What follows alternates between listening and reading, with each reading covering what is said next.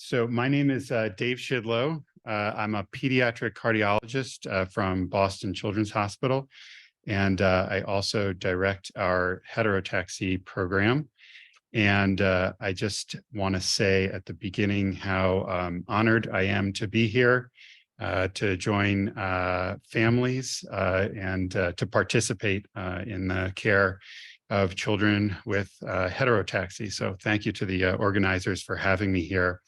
As you can see, the title of this presentation is Heterotaxy and the Heart. So I'm going to be covering a few different aspects here. I have nothing to disclose. I will just say in advance that I am going to be talking about some aspects of different forms of heart differences that we see in heterotaxy and some surgeries. So I understand that may be sensitive for some individuals in the room. Feel free to step out if that's necessary. My feelings will not be hurt. I will not be showing anything graphic though, so I'll tell you that. These are the things that I want to cover over the course of the next 55 minutes or so. I want to define heterotaxy. I probably don't need to do that for most of the folks in this room, but I want to do it to help frame some of the things I'm going to talk about from the heart perspective and why it's helpful. I want to learn or discuss the heart differences that we often see in heterotaxy. I want to review some of the diagnostic testing and some of the innovations in heterotaxy heart care. I want to discuss single ventricle palliation and biventricular repair in heterotaxy. And then I'm going to conclude with introducing the Boston Children's Hospital heterotaxy program. And I think any one of these could be a full day symposium. So, hopefully we'll get into some good depth here in all of these. So to talk about heterotaxy, we need to talk about the normal asymmetry that exists in the human body.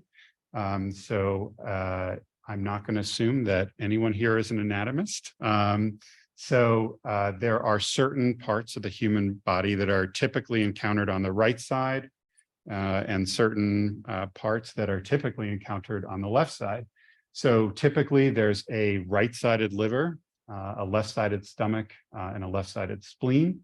And the lungs have a typical characteristic pattern to them as well. Usually there are 3 lobes and 3 passageways leading to the right lung and 2 on the left. The heart is usually positioned on the left side of the chest. And then we'll get into a little bit more detail talking about atrial asymmetry. So the atria are the filling chambers that are in the top portions of the heart.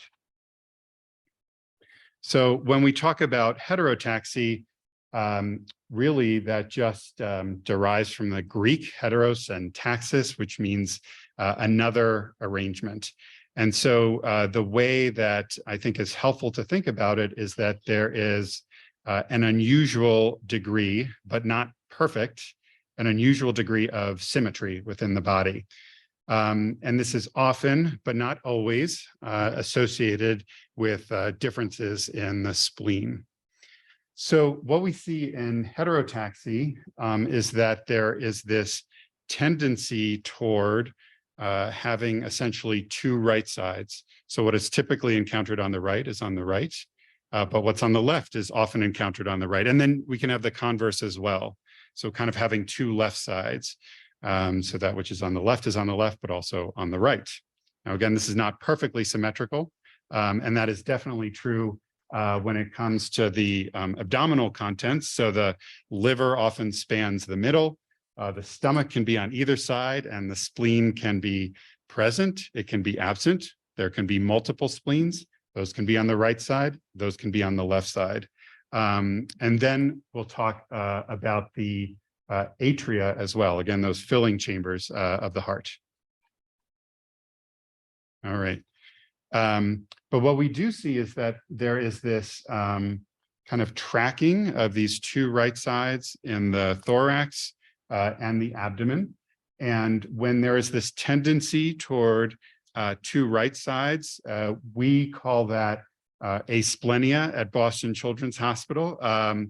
Many centers, I would even go so far as to say most centers might refer to that as right atrial isomerism.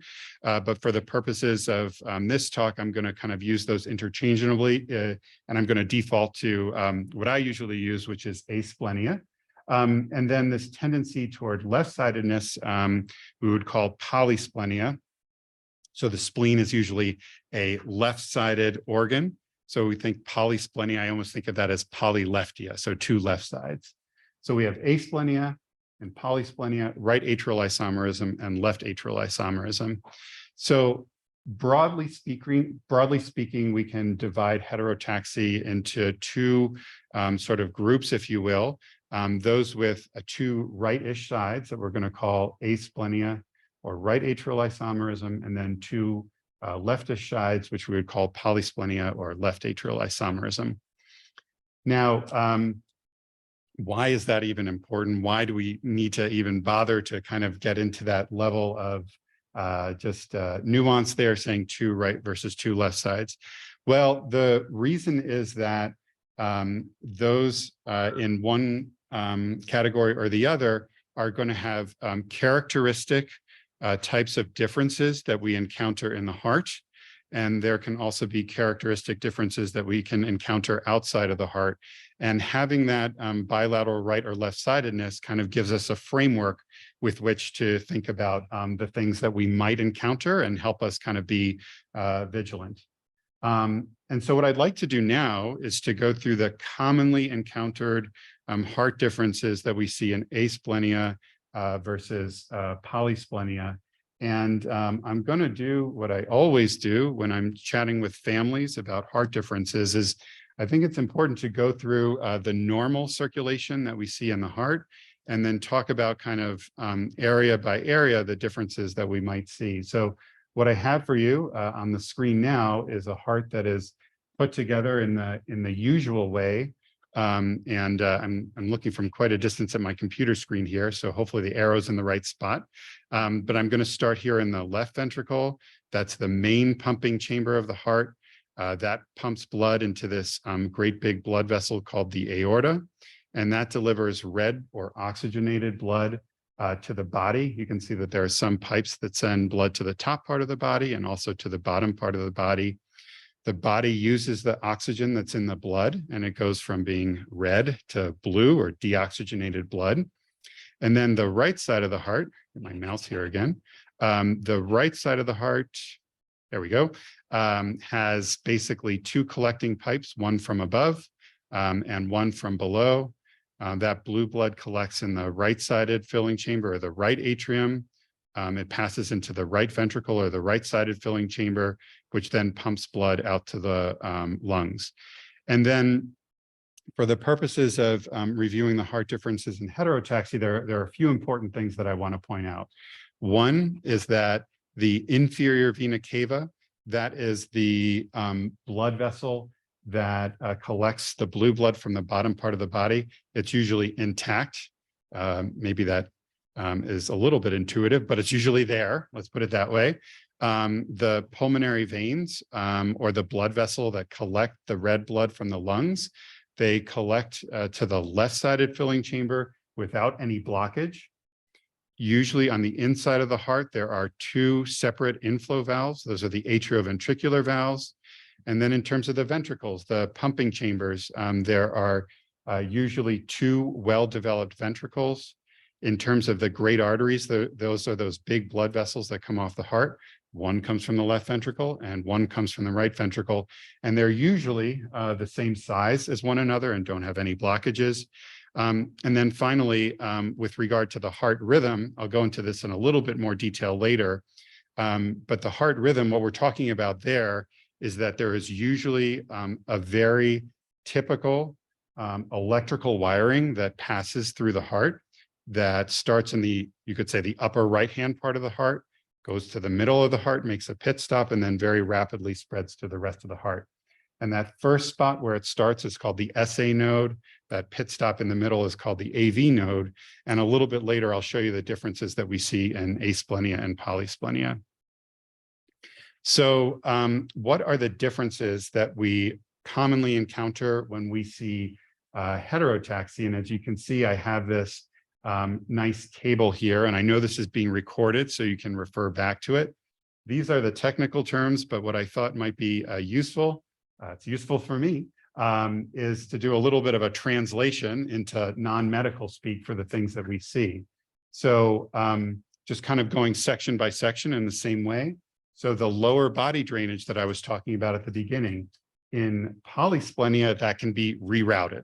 And I'll show you what that looks like. The lung drainage, those pulmonary veins, in asplenia, they can be rerouted. And not only that, they can be blocked, which can be a big problem. The inflow valves, rather than having two separate inflow valves, there can be one shared or common inflow valve. In terms of the pumps, the ventricles, one can be often underdeveloped in asplenia, whereas obviously normally there are two. In terms of those outflow pipes in asplenia, what we sometimes see is that they are switched in position. So if you see that word transposed or malposed, and the lung pipe in asplenia is very frequently blocked. In contrast, in polysplenia, what we sometimes see is that the body outflow is blocked. And then in terms of the heart rhythm in asplenia, what we often see is doubling of the heart rhythm system, which can predispose to abnormally fast heart rhythms. And on the opposite side, on polysplenia, we can have underdeveloped or even absent parts of the heart rhythm conduction system, which can cause an unusually slow heart rhythm. One thing that I think is important, even though I said that asplenia, polysplenia, right and left atrial isomerism help to frame the thinking, both in terms of the heart and outside the heart, is that there's a huge amount of overlap among the two categories. And sometimes we see things borrowed from one category that are typically seen in the other. So it is really incumbent upon the cardiologist, gastroenterologist, pulmonologist, immunologist, geneticist to really get a detailed assessment of everything that's going on. And we would be remiss if we just kind of only looked at some of the details and not all of them every time that we look at a heart that is affected by heterotaxy. So I'm not obviously going to read through this, but you can refer back to it and you can just see how much overlap there is among the two categories. Okay, what about heart position? I think this is helpful just to mention. So usually the heart is in what we would call a levocardic position, or on the left side of the chest. And if I'm looking at the screen, the way that we're looking at this is though we're looking directly at somebody. So even, for example, on that picture all the way to the left, we see the heart looks like it's on the right side, but again, we're looking at somebody, okay? So the heart can be levocardic in position, which is on the left, dextrocardic, which is on the right, and then mesocardic, which is somewhere in the middle. But I think it's important to mention that oftentimes when we look at a congenital heart difference, we can see dextrocardia and it might not necessarily be heterotaxy. And conversely, very often the heart is in a normal levocardic position, but it is heterotaxy. And then mesocardia we can also encounter as well. All right. So what I'd like to do now is to kind of take you through some of the most commonly encountered heart differences that we see in heterotaxy, kind of one by one, to give you a little bit more familiarity with them. And I can imagine that some of the families in this room have been affected by this, and same on the call, and others perhaps not. But hopefully this will give you a good kind of overall familiarity with things. So where I'm going to start is with totally anomalous pulmonary venous drainage. So the pulmonary veins, those are the blood vessels that drain the lung. They bring the oxygenated blood back to the left side of the heart so it can be pumped out to the body. Now, in totally anomalous pulmonary venous connection, those blood vessels, or that return, is completely rerouted. So you can see I've put the heart that's normally put together on the right, the heart with a difference here on the left, and you can see all those pulmonary veins come back behind the left atrium. So they're kind of there, but they don't do what they should, which is to meet up with the left atrium and open into the left atrium. And one of my mentors likes to say that the pulmonary veins are promiscuous and they can just kind of go wherever they like.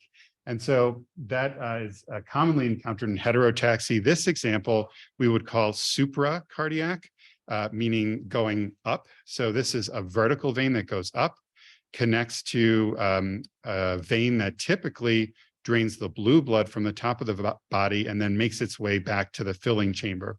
So what does that mean? Well, red is mixing with blue. There's extra blood flow that's going to the lungs. And this can be obviously problematic and is often one of the components that we see in heterotaxy. Now, those pulmonary veins can go just about anywhere that they want. There seems to be no limit to the variation in terms of where they're going to drain to. This is another variant that we sometimes see where the veins, rather than going up, supracardiac, they go down, what we would call infracardiac. So that vein that drains or reroutes the pulmonary blood flow dives below the diaphragm and can often get very stuck in the liver veins.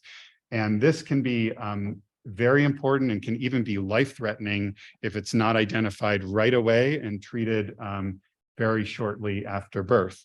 And again, that is because a significant blockage can occur kind of as that drainage kind of makes its way into the liver. So that's totally anomalous pulmonary venous drainage. So in asplenia and sometimes in polysplenia, a good amount of overlap here. We also see something called an atrioventricular canal defect.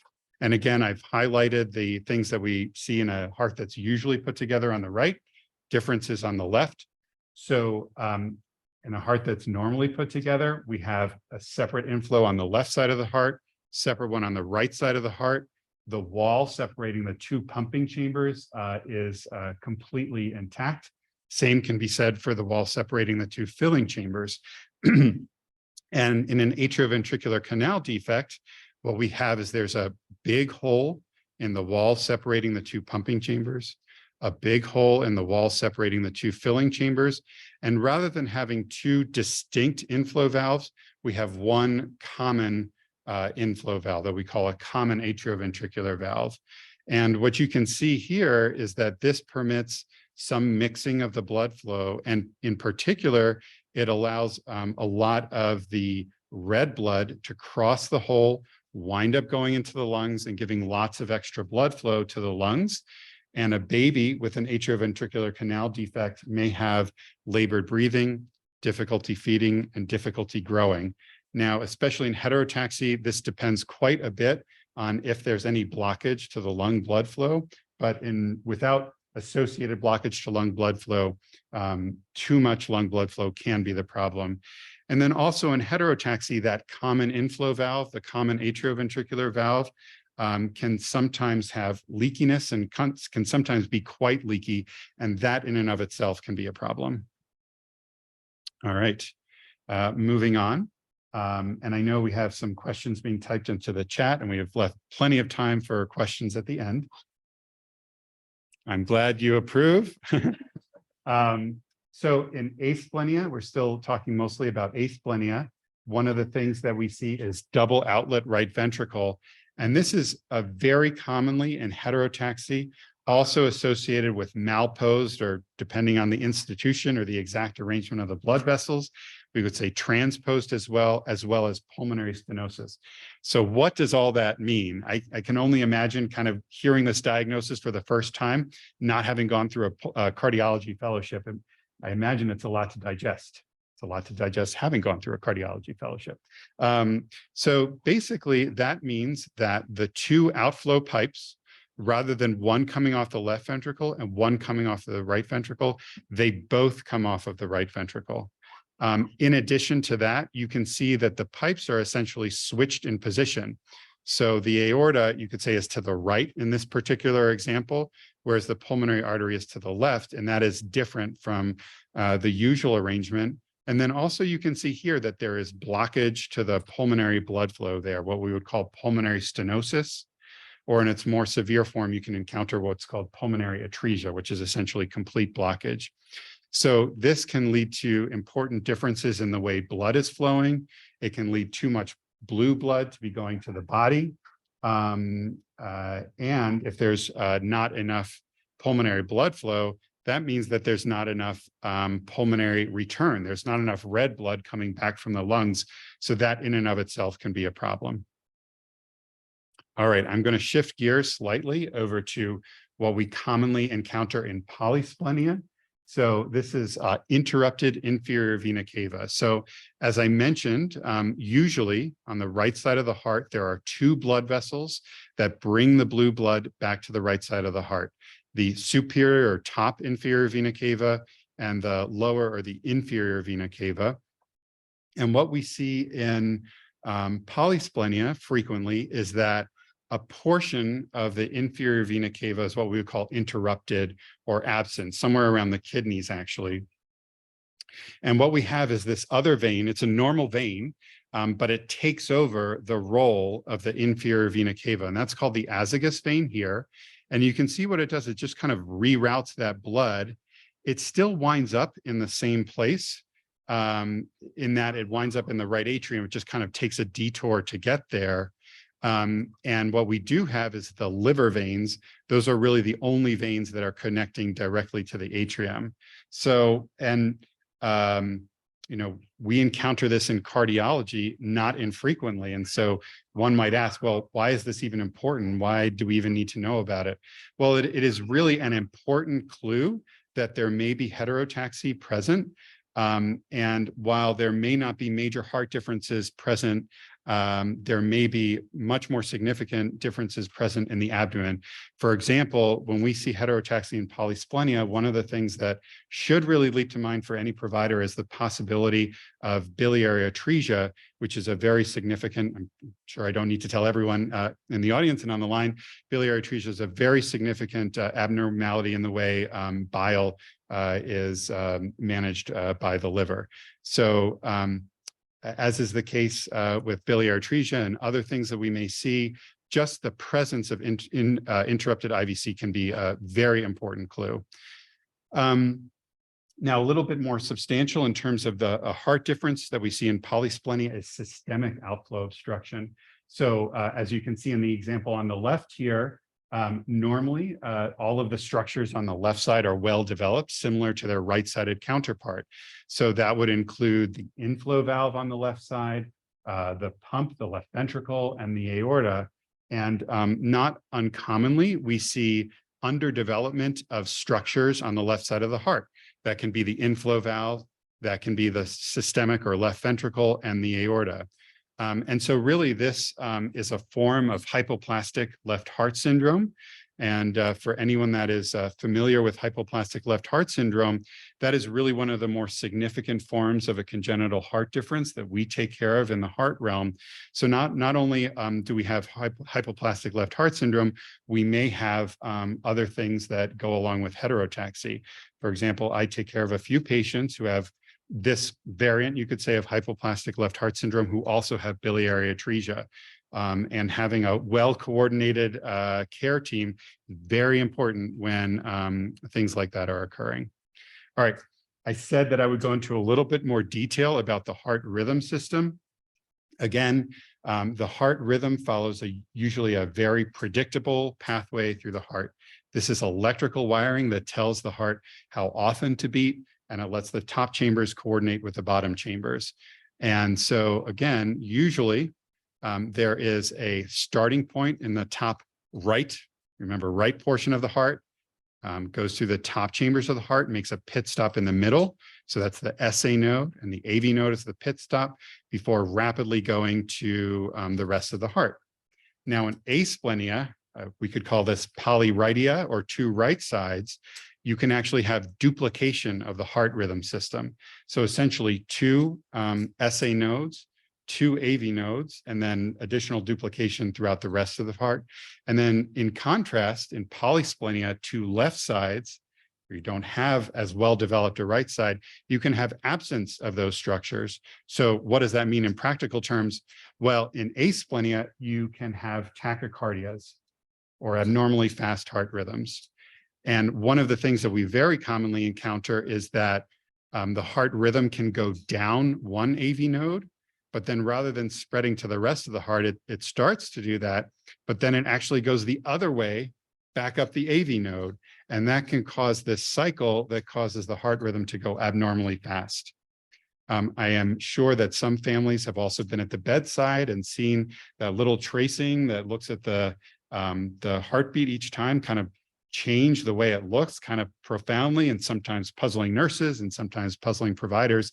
And that's because sometimes in the absence of a fast heart rhythm, the heart can choose, I want to do this AV node this time, or I can do this AV node this time.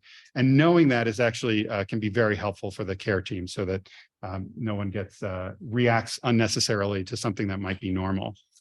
And then finally, in polysplenia, with regard to the heart rhythm, we can encounter something called heart block, which is where the top chambers of the heart do not speak with the bottom chambers of the heart. This can be seen in utero, meaning when the baby is a fetus, and can actually be lethal in utero. So knowing about this is obviously very important. So everything that I just showed you, we see in caring for children who have heart differences. I think the reason that heterotaxy sometimes makes cardiologists and other providers sweat a little bit is not any one difference, but that multiple of these differences can be encountered in the same individual. So these are just two examples, patients that I take care of, children that I take care of. So a pretty typical example of asplenia would be dextrocardia, an atrioventricular canal defect, double outlet right ventricle, a small right ventricle, pulmonary atresia. The blood vessels draining the body can connect to different places, and there can be duplication of the heart rhythm system. On the polysplenia side of things, we may also see an AV canal defect, interrupted IVC, a small left ventricle, coarctation, two superior vena cavas, and we can see sinus node dysfunction or slow heart rate. And so obviously this is a lot to digest and a lot to think about in coming up with a care plan. And all these details are, I hope it goes without saying, extremely important. So I'll talk a little bit more about some of the surgical aspects a little bit later. I'm going to check my time here. So this next part that I'd like to talk about are some of the diagnostic tools that we see in heterotaxy, with sort of a focus on the cardiac imaging piece. So when your doctor orders an echo or an MRI, hopefully this will help you to understand a little bit better why we do that. But I'm going to start before any of that and talk about fetal echocardiography and prenatal diagnosis and delivery planning. So not uncommonly, the place where we meet families affected by heterotaxy syndrome is before the baby's even born in our maternal fetal care center. And fetal echocardiography is basically the same ultrasound technology that an OB or an MFM provider is using, but we have it tweaked just a little bit so that we can look at the heart structures and the blood flow in a little bit more detail. And what I want to show you is that there is just so much valuable information that can come from this from the heart perspective. So in this first example, what I'm showing you is an aortic arch. It's that thing that looks like a candy cane, but I don't know if you can see this little area of blue here. That is the ductus arteriosus, and that is supplying reversed flow to the lung blood vessels. And that's a clue that this baby is not going to have enough lung blood flow after he or she is born, and I need to prepare for that after the baby's born. How about this one? So what we're seeing here is this big red blood vessel. So this up here is the heart, and there's this big pipe that looks like it wants to connect to the heart, but doesn't quite do it, and instead goes down. And this kind of bright thing here is the liver. And so what we're seeing here is an example of infradiaphragmatic, totally anomalous pulmonary venous connection with a suggestion that there might be blockage after the baby's born, after the baby takes its first breath and there's more blood flow going to the lungs. So when I see this, I know I need to coordinate with my NICU, with my cardiac ICU, with my surgeon, that this is a baby who may need not just a surgery or procedure in the first few days of life, but maybe in the first few hours of life. And then finally, whoops, is that playing? It is playing. So what we're seeing here is an abnormally slow heart rhythm. It looks like it's playing a little choppy up here. But this is polysplenia with complete heart block. And so this is an abnormally slow heart rhythm. So I know that I need to coordinate with my OB, well, not my OB per se, but the OB caring for the patient, to watch this baby very closely to make sure that the baby doesn't become unwell before delivery. And same thing, I need to coordinate with my NICU, my CICU, talk to my surgeons that this is a baby who may need a pacemaker within the first day of the baby being born. One, I think, cannot overstate the value of having a prenatal diagnosis where that's possible, because there is an abundance of literature that shows for parents, moms, dads, that receiving the diagnosis in the prenatal period is associated with a higher psychological quality of life. So I imagine that some families did not have a prenatal diagnosis here. I imagine that many families did, but that really gives us the opportunity to sit down with the family, talk them through what they might expect, and really prepare for a child who's going to have some special heart care needs. The other thing that I would say is prenatal diagnosis is exceptionally valuable in terms of thinking about where a baby might need to deliver. So this is an example that we've encountered. So a patient that, let's say, delivers in Chicopee, Massachusetts, may have a 200-mile commute in the middle of busy traffic. Now, if that's a baby with heart block or obstructed total veins, that could be a real problem. Now, yeah, there's the distance that we're talking about. Now, in contrast with the prenatal diagnosis, what we can have is a baby that's born right across the way in our institution. That would be at Brigham and Women's Hospital, and then transported immediately over to the cardiac intensive care unit. Now, there's a little bit of a dated photo. There's supposed to be a whole new building there at the bottom right part of the corner. So I just need a better aerial photo, but you get the idea. So now pivoting a little bit to after a baby's born. So I'll kind of take you through some of the commonly used diagnostic testing. I apologize if this plays a little choppy. I promise it looks beautiful on my computer that I'm looking at here. So this is really the bread and butter tool that we use for kind of surveillance and kind of getting an overall sense of the anatomy. So this is what we would call two-dimensional echo.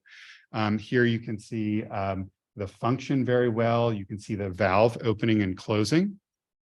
This is what we would call color Doppler when it plays, which is essentially just mapping color flow onto the two-dimensional image. Anything that is red is coming toward the camera. Anything that's blue is going away from the camera. So what we're seeing here in this picture is the inflow, that's the red, but all of this back here, this kind of speckly blue and yellow stuff, that's all leakiness through the inflow valve, which can be very important, obviously, to know for planning and for surgery, and also for care of the child. And then increasingly, we're using three-dimensional echo to give a more complete picture of what's going on, particularly with the inflow valves, has been particularly helpful. So next slide, there we go. So what are the strengths and maybe drawbacks of echocardiography? Echo is relatively inexpensive. It's readily available. We can get a lot of valve detail. It does require some cooperation. I'm sure a lot of folks in this room have been there with an 18-month-old struggling around as we're trying to get that valve detail. Doesn't always happen. It's not as good for ventricular size, especially when we need put a number on it. And it is not as good as seeing the whole heart in 3 dimensions, although, as I said, good for some aspects of 3D. And sometimes, especially as a child gets older, there's more surgeries, or one just gets bigger, the windows become a little bit more limited, meaning the camera has a more difficult time actually seeing the heart. All right. What about cardiac magnetic resonance imaging? This is another commonly used tool And what I'm showing you here is a typical image from a cardiac MRI. And the way to look at this picture is as though in the bottom right, we're at the bottom part of someone, and we're kind of looking up toward the head as we go to the left and we go toward the top of the screen. And as you can see, even in just this one image, we get a complete picture of how the heart is put together. What else can we do with MRI? Well, I'm showing you exactly what we do after we do an MRI. So you can see all these, the red and the green and the yellow and blue lines. We can actually trace the inside of the ventricle to give you a specific number as to how big, how much volume is going into the ventricle. And that can be very important in that biventricular versus single ventricle palliation question. And then we can also put a circle, if you will, around a blood vessel or a valve, and I can tell you exactly how much blood flow is going through a particular structure. In addition, we are able to create these beautiful 3D models now, which our surgeons can use to help plan their surgery. Here we can actually see it playing in real time. And not only that, but we can actually look inside the heart at the same time. And the way that we're looking at this is it's essentially the same picture on the left, but we've kind of removed the front portion and we're looking inside the heart to see the chambers, to see the valves moving. So what are some of the strengths and drawbacks of cardiac MRI? Just waiting for this slide to flip over. There we go. So ventricular size, again, putting a number on it. More details about function, particularly of the right side of their pulmonary ventricle, can tell you the amount of flow. We can see things in 3D. We can even make some assessments of the muscle health. Is there any scarring or injury to the muscle? What are the drawbacks? It's often less available, sometimes or often requires anesthesia, especially for younger children. If there are stents or coils in place, it sometimes makes it so the picture is not as good. And if there's a pacemaker in place, typically we won't do an MRI because it's dangerous to be in the MRI machine with the pacemaker. And in some instances, we get less detail of the valve. All right. What about cardiac CT? So this is a CT scan. Increasingly at our institution, we are using CT. And actually the volume of CT, I could show you a slide, just goes up and up and up every year, keeping our CT providers very busy. But why is that? Well, this provides really excellent information about the blood vessels, a lot of detail. So in this example, these are all three-dimensional reconstructions. There is pulmonary atresia. This is an example of asplenia. Here's that completely blocked lung blood vessel. And you can see the ductus arteriosus, kind of I showed you before, supplying the lungs. And then over on this side, another example where there's a difference in the way the blood flow to the lungs is forming. You can see here, you can actually see the airway in there as well. So what are the strengths and drawbacks? Well, this can be done awake often. It gives very good detail about the blood vessels. We can see things in 3 dimensions. There is radiation associated with it, although with modern scanners, the amount of radiation is getting lower and lower and lower.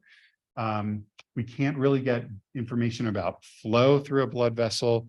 If we want additional information, sometimes we need anesthesia if we want to know things like function and the valves. All right. So now I want to talk a little bit about some of the areas of innovation in heterotaxy care.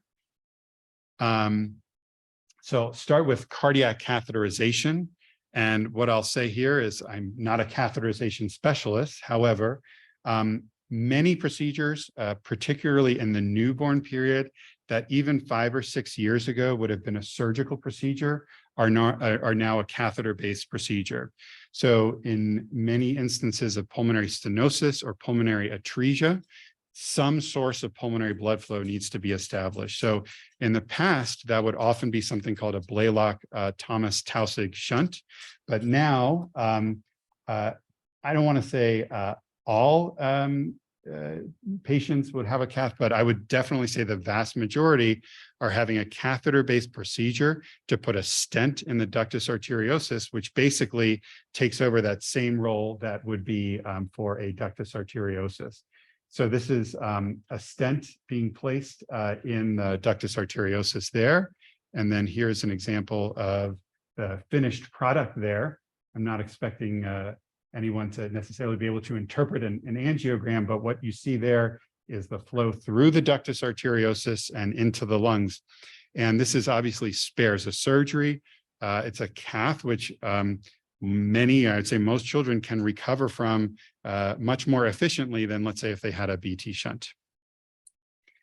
Three-dimensional modeling. This is something that also has just really exploded in the last 2 or 3 years.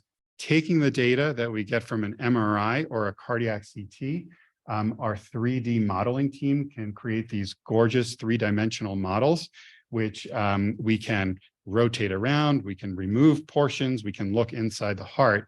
So this is an example of asplenia with double outlet right ventricle and pulmonary atresia. So in this orangey color, this is the left ventricle. The purpley blue is the right ventricle, and here's the aorta coming off of the right ventricle. And then here we've made the right ventricle transparent. I can see the ventricular septal defect. And here I'm looking down from the top at the aorta. We see those 2 light blue structures there. That's the right superior vena cava and left superior vena cava.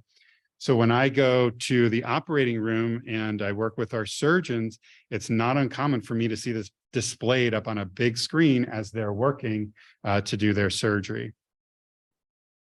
Taking this one step further, our electrophysiologists can work with the surgeons to do intraoperative conduction system mapping.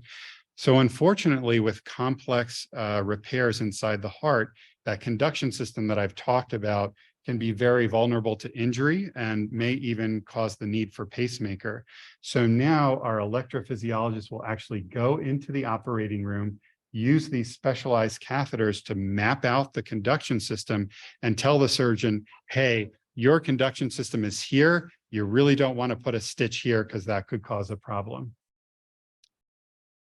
And what has happened is that one of the challenges of heterotaxy is that the anatomy is just so variable, but our electrophysiology team, as well as our surgeons, Dr. Eric Fines is one of our surgeons, are actually putting together what is essentially an atlas of heart rhythm conduction in heterotaxy syndrome. The next frontier in 3D modeling now seems to be modeling of the atrioventricular valves. Even a year or 18 months ago, this is not something that we were doing routinely, but now anytime that there is a complex valve issue, we will consider doing a 3D model of the atrioventricular valves. So you're asking me, what the heck are we looking at here? Well, this, imagine that you are standing in the filling chambers, looking down at the pumping chambers, and each one of these colors represents a different portion of the valve. So this is actually a common atrioventricular valve, and it's 4 different components, 1, 2, 3, 4. And we can see what that valve looks like when it's opened, and we can see what the valve looks like when it's closed. And you can see here in this model of when the valve is closed that there are actually a few areas that are leaky. So there's regurgitation here. So this can give like a precise roadmap for our surgeons to know if I need to repair leakiness, this is where I need to be looking. This is what I need to be doing. All right, home stretch. Single ventricle palliation and biventricular repair in heterotaxy. Talk about a topic that could definitely span a 1 or 3 day symposium, but I think it's definitely an important one to talk about.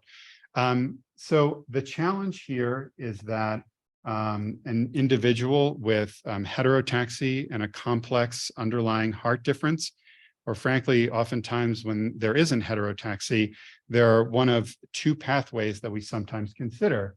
One would be single ventricle palliation, and the other would be biventricular repair. So what I'd like to do over the next few slides is take the same heart through single ventricle palliation and through biventricular reconstruction and talk about what the strengths and what the drawbacks might be for any particular heart. So I'm going to start with single ventricle palliation. When we say single ventricle, we mean one of two things in my mind. Either the right ventricle or the left ventricle is too underdeveloped to support the normal circulation. That would be one. And then the other would be the heart difference is just so complex that it's beyond the capability of the team to repair the heart defect or create a more physiologic circulation.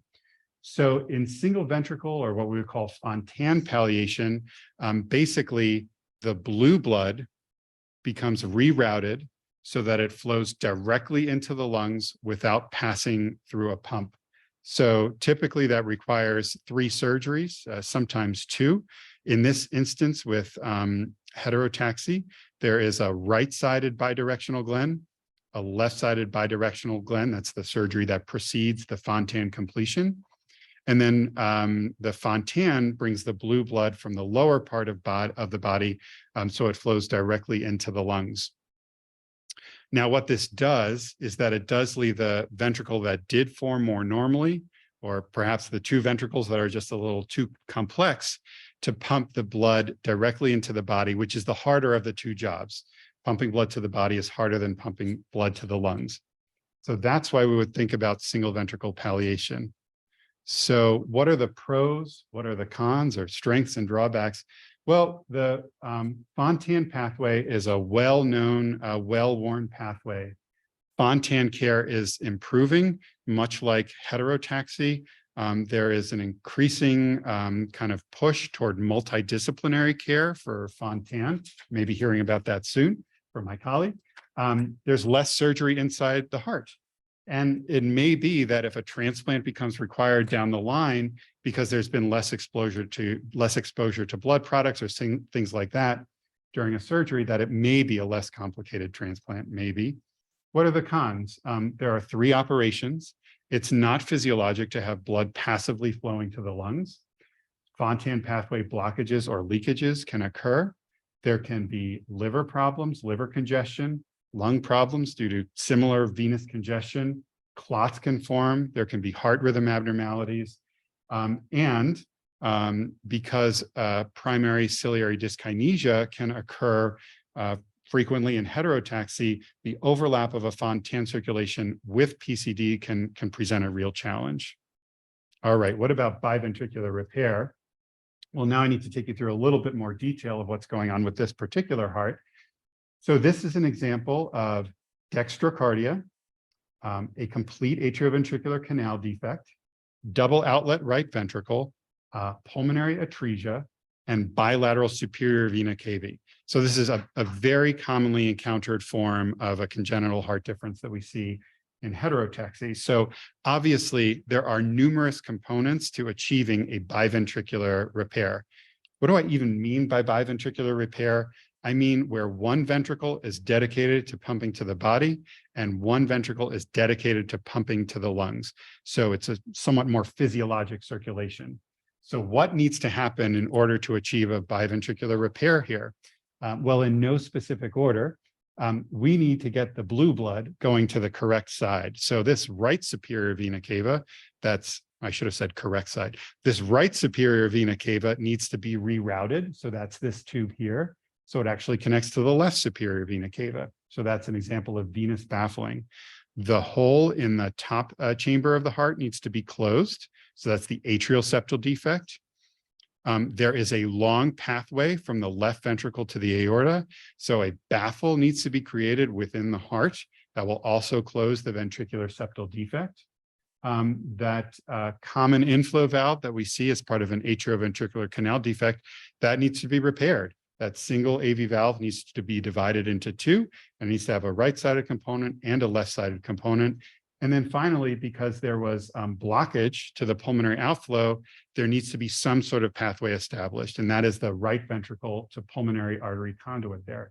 So you can see numerous components. Now, if a surgeon can do this and do an outstanding job and the result is terrific, one can see how there might be some appeal to this pathway because, again, we achieve a more physiologic circulation. But again, there's numerous components to this. And of course, the surgeon's all doing this with a heart that's dextrocardic, not in the usual levocardic operating position. So what are some of the strengths? What are some of the drawbacks? Well, again, this is a little bit more physiologic, closer to typical blood flow, meaning we have ventricles pumping to both lungs. The liver pressure, you could say all of the venous pressure may be lower than with a Fontan. But what are some of the cons? This may require multiple surgeries to achieve. Sometimes this is done in stages.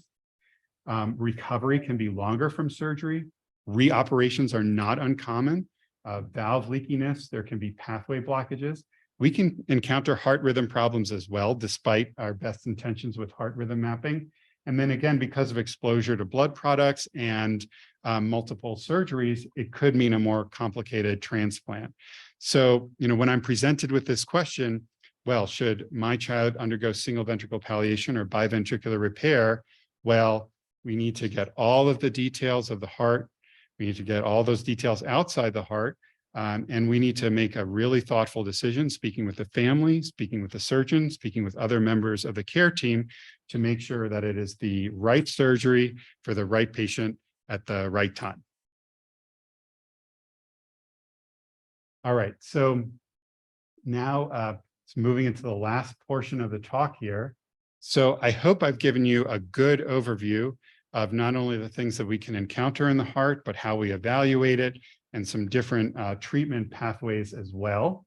But of course, I would be remiss if I didn't mention that there can be numerous other differences encountered in heterotaxy, particularly in the pulmonary system, gastrointestinal system, with regard to the immune system. And of course, there can be genetic differences that are very important to identify. And there are certain characteristic forms in asplenia and certain characteristic forms in polysplenia. And so when I started caring for children with heterotaxy as a new attending, I found myself very engaged with the families and tackling these complex heart differences. But what I realized is that I was not a great pulmonologist. I was not a great immunologist. I was not a great geneticist. And I was not a great gastroenterologist. And I really started thinking about how all these differences would interact to affect the well-being of any given child. What is the best management strategy? And would a multidisciplinary approach be helpful in caring for a child with heterotaxy? And so that brings me to the Boston Children's Hospital heterotaxy team, which I'm very happy to be able to speak with you guys about today. I just want to mention that at Boston Children's, we care for a large number of children and families with heterotaxy. This shows you over the last 5 years or so, how many individual patients we've cared for with heterotaxy. The same patient can occur in each column, but these are individual patients cared for in a given year. And you can see we take care of many patients from within New England and then certainly outside of New England as well. So, for me, this sort of represented an opportunity and also a bit of an obligation to provide the best care possible for children and families with heterotaxy syndrome, and really shift from a model where, at least from my perspective as a cardiologist, the heart was always front and center and sometimes putting other systems kind of on the back burner, or unfortunately even forgotten, to more of a model that looks like this, sort of a multidisciplinary approach to caring for children with heterotaxy. So I'm going to read to you our mission statement. So this is the heterotaxy team mission statement.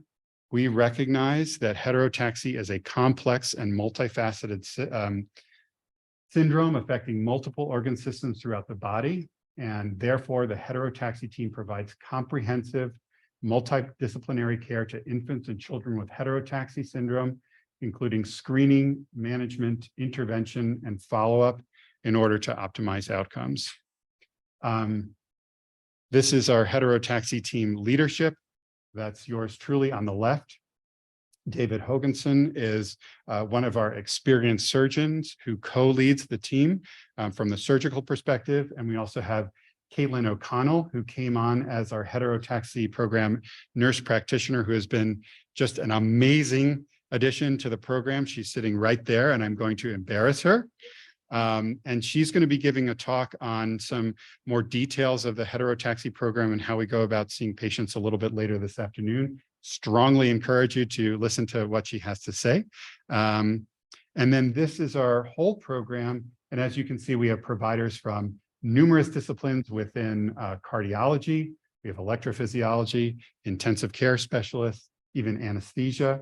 Catherine Villagran is our wonderful program coordinator who helps us gather a lot of information. Providers from pulmonary, genetics, GI, general surgery and radiology, immunology, and even neonatology and neurodevelopmental. This is just a brief overview of the workup that we might do for a new child who's being seen by the heterotaxy program. Of course, we would tailor and individualize that approach for any given patient. We try not to be too cookbook about things. But again, the idea is to identify a potential issue before it becomes a real problem for a child. And also, frankly, I think one of the real strengths is to just provide education to families and provide some guidance and some knowledge about heterotaxy that hopefully is helpful. So I would encourage you, if you're at all inclined, or you can ask your local providers to just go to our webpage and you can check out what we do in our heterotaxy program. Get a little bit more detail there. And that is all I have. And you can feel free to reach out to me or to our heterotaxy team directly. And again, I'm going to encourage you to listen to Caitlin's talk a little bit later today. And again, thank you so much for having me. This is an incredible group, an incredible gathering. I'm just so happy to be here. Right. Yep. So a 1.5 ventricle repair, it basically is a scenario where one of the two ventricles is somewhat underdeveloped, but we feel might be capable of pumping some blood flow to the lungs. And that is usually the blood flow that's coming from the bottom part of the body. So what happens in that situation is there is that second surgery, the Glenn surgery. So the blood flow coming from the top part of the body is sent passively to the lungs. But the blood flow coming from the bottom part of the body, the inferior vena cava, is sent over to one of the ventricles, usually the right ventricle, and pumped directly into the lungs. And the thought there is that the pressure that the liver sees may be somewhat lower than during a Fontan. And similarly, we think because there's pulsatile flow from a ventricle into the lungs, that may be associated with better lung health in the long term. There is a pretty good track record of 1.5 ventricle repair in other forms of congenital heart differences, and increasingly encountered in heterotaxy. One of the challenges, I would say, with 1.5 ventricle and biventricular repair is that in contrast to Fontan, where we have adults who are now 40, 50, 60, we don't have that same length of experience with biventricular reconstruction. So kind of 20s, 30s, 40s. So I think it still remains to be parsed out a little bit, what pathway might be better for any particular child or adult or heart. Right. Right. Yeah, great question. Of course, the devil's always in the details. Oh, sure. I'm sorry. So the question is a BT shunt. Children with a BT shunt can be somewhat vulnerable for a host of different reasons. And the question was, kind of what's the difference between the ductal stent, which is kind of the usual or more commonly encountered pathway now. I think in both situations, we're relying on either the BT shunt or the ductal stent for pulmonary blood flow. And that's always a higher risk situation no matter what. So at Boston Children's, either one of those children would be part of our home monitoring program, closely watch for oxygen levels and growth. In a BT shunt, sometimes it can be difficult to control the amount of pulmonary blood flow.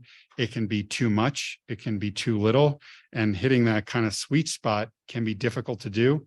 And it becomes a moving target as a child grows. That's one of the challenges. I would say the same things are present in a ductal stent. Sometimes just the technical aspect can be very challenging. Oftentimes in heterotaxy, the PDA isn't like this, but it's like this, a big curlicue. And so it does take some technical expertise, and it's a little more risk to get that stent in place. But there are still those same risks in terms of too much or too little pulmonary blood flow. In contrast to BT shunt, and I'm speaking anecdotally here, I think that more commonly a stent is going to require a repeat trip to the cath lab before that next procedure, be it a Glenn or a biventricular repair. I would say probably the benefit, though, is that it isn't a surgery. The chest doesn't need to be opened. There isn't that inflammation that can occur with the chest being opened, and probably on balance recovery is a little bit more efficient. And I think there is real value to having a baby spend less time in the intensive care unit if possible. So, that is a good question. I don't know what percentage of cardiology patients have heterotaxy. I guess I could, again, speaking a little bit anecdotally, every week we review patients and children who are going to need surgery at Boston Children's. And if there are 20 to 30 patients that we review in a given week, it's not uncommon to see 2 or 3 children who have heterotaxy. So, but again, those are children who are having surgery. So have you seen or have you tracked? So the heterotaxy program is relatively new at this stage. So before then, kids saw their cardiologist and kind of made the team of their own. So have you seen an increase in heterotaxy kids having appropriate recommended screenings and kind of standards of care in other across all specialties now that there is the heterotaxy program, for example, screenings for PCD and antibiotic prophylaxis decisions, et cetera, et cetera. Yeah. Has that improved? Yeah. I'm happy to answer that with a solid yes. One of the things that we are trying to do is not just care for children with heart differences with heterotaxy, but the whole spectrum. I think that the polysplenia example with interrupted IVC is a great example. Not uncommonly, even 3 or 4 years ago, a patient like that might have been identified by cardiology, but might not have put 2 and 2 together that, oh, there could be a biliary tree abnormality or malrotation or ciliary dyskinesia, or even, frankly, from the heart perspective, that there might be a heart rhythm issue, sinus node dysfunction, or even heart block. So I do think that we are definitely doing much better in terms of the multidisciplinary aspect. And it's not uncommon to get, say, an email or a phone call from my pulmonologist who says, this patient has dextrocardia and interrupted IVC. Do you think that they should be seen by the program? And then the answer is yes. And then we'd have them seen. So. And you can hear more about that if you go to hear Caitlin's talk later. I know that the three-stage surgery for the electrical, it has certain ages where you guys can provide that. Is there a certain age that works better at? Yeah, a great question. So oftentimes with complex biventricular repair, we much prefer a child to have grown some. It's just technically, I think, less challenging for the surgeons, and it makes the recovery much kind of easier, I think, on the child. So it's important to know the details, and the details could affect the exact timing. For something that's maybe a little bit less complex, it could be as early as 9 months. For perhaps something that's a little bit more complex, it could be closer to 18 months. But really, I would say what the goal is in the newborn period is to have a nice, stable circulation, whether that's a BT shunt or a pulmonary artery band, or maybe you have just perfectly balanced pulmonary blood flow. The goal is to get from that point, ideally stay out of the hospital as much as possible, get good growth, get good development, and then come back at, let's say, 9 months or a year of age, get all of our diagnostic testing, and then review that with the surgeon and see if it's the right time to move forward. And sometimes I think it's important to just reiterate that sometimes doing these surgeries in stages makes the most sense. It kind of set us up for more success in the future, even though it means perhaps an additional surgery in the shorter term.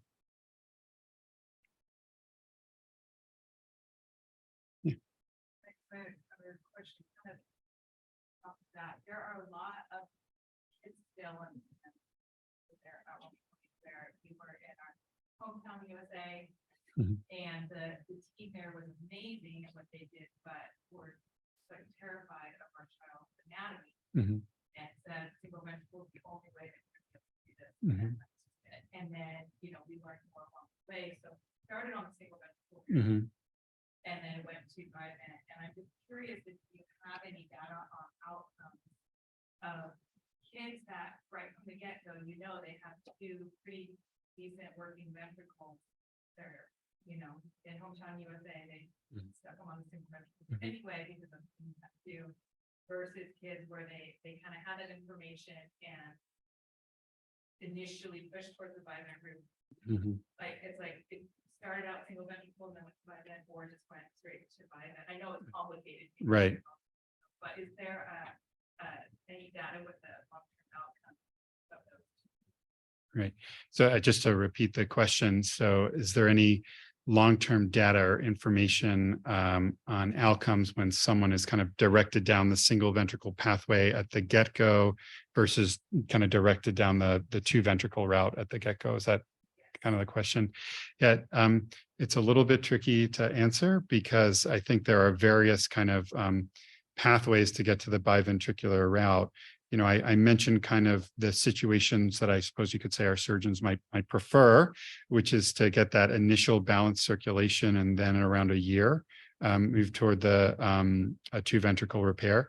But not uncommonly, we have patients that have undergone a Glenn or even undergone a Fontan that come back down the biventricular repair route.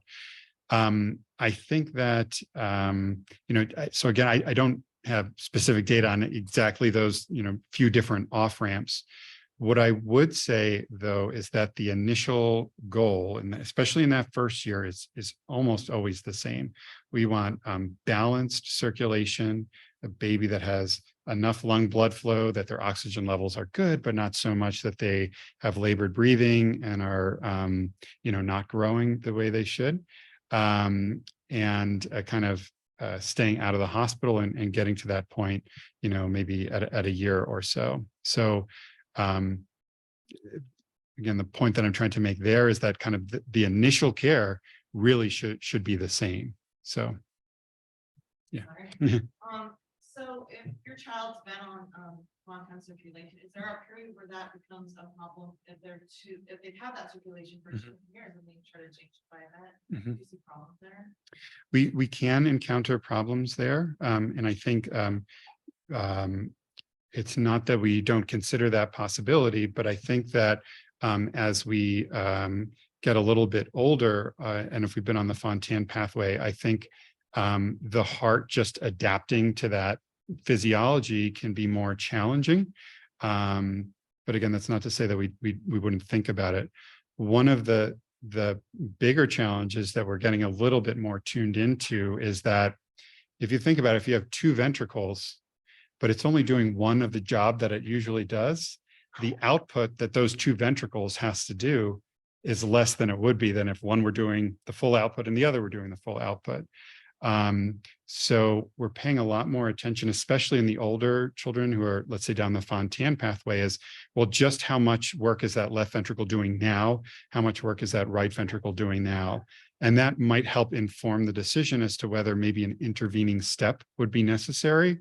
But I would say, especially for the older population, it'll be important to see how they do with a biventricular conversion from Fontan.